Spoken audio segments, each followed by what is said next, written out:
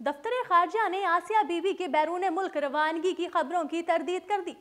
तौहीन रसालत case में बरी होने वाली आसिया बीबी को गुज़श्ता रात मुल्तान जेल से रिहा करके इस्लामाबाद मुंतकिल कर दिया गया था। आसिया बीबी के रिहाई के बाद अब तक अफवाहों का बाजार गर्म है कि उसे बैरून मुल्क रवाना कर दिया गया।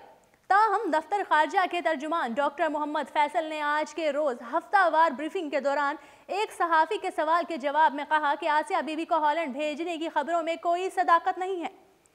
आसिया बीबी इस वक्त पाकिस्तान में मौजूद हैं। वफाकी वज़ीर इत्तलाआत फवाद चौधरी ने वेबसाइट ट्विटर पर आसिया बीबी के बैरून मुल्क जाने की खबरों को बेबुनियाद करार देते हुए कहा कि हेडलाइंस के लिए बगैर तस्दीक किए ही खबरें नशर करना टीवी चैनल्स का वतीरा बन चुका है। उन्होंने कहा कि आसिया बीबी का केस एक हसास मामला है। मीडिया ने आसिया बीबी की बैरून मुल्क मुंतकली की खबर नशर करके इंतहाई गैर जिम्मेदारी का मुजाहिरा किया। उनका मजीद कहना था कि मेरी मीडिया से दरख्वास्त है कि खबरों के मामले में जिम्मेदारी का मुजाहिरा किया जाए।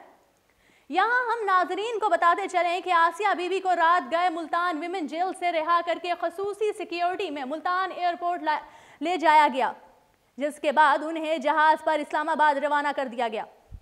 बरतानवी खबरसां इदारे BBC ने इस्लामाबाद में मौजूद अपने एक नामा निगार के हवाले से दावा किया था कि आसिया बीबी को रावलपिंडी के नूर खान एयरबेस लाया गया, जहां वो अपने ख़ानदान समेत हॉलैंड के लिए रवाना हो गई।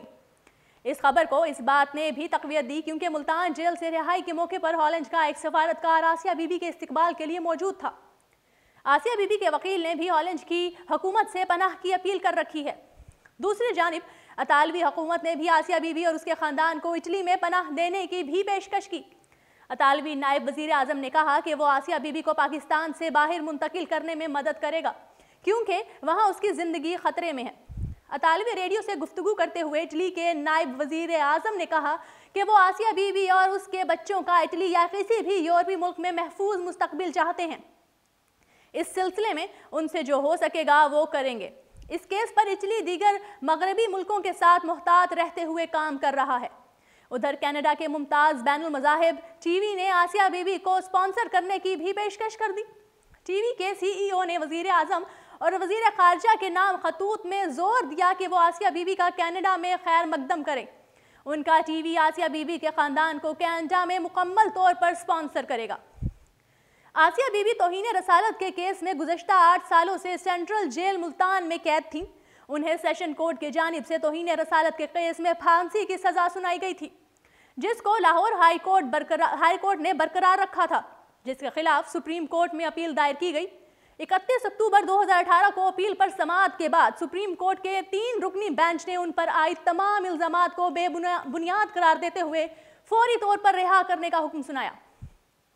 इस फैसले के बाद मुल्क भर में मजहबी जमातों की जानिब से मुजाहिरे किए जा रहे थे।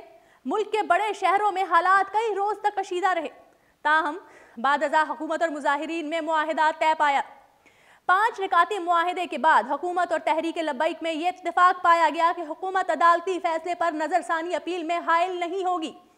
आसिया मसीह का इल्ज़ाम ECL में डालने के लिए कानूनी चाराजोई की जाएगी। मुजाहिरों में होने वाली शहादतों पर कानूनी कार्रवाई भी की जाएगी। मुआहिदे में तय पाया कि गिरफ्तार किए जाने वाले कारकुनान को फौरी तौर पर रिहा कर दिया जाएगा। तहरीक लब्बैक के जानिब से यह भी कहा गया कि इस सारे वाक़ये में अगर किसी की दिल आज़ारी हुई है तो तहरीक के कायदीन उस पर माजरत ख्वाह हैं। जी नाज़रीन, उर्दू पॉइंट के लाइव स्टूडियो से फिल वक्त इतना ही। मज़ीद तफसीलात जानने के लिए देखते रहिए उर्दू पॉइंट।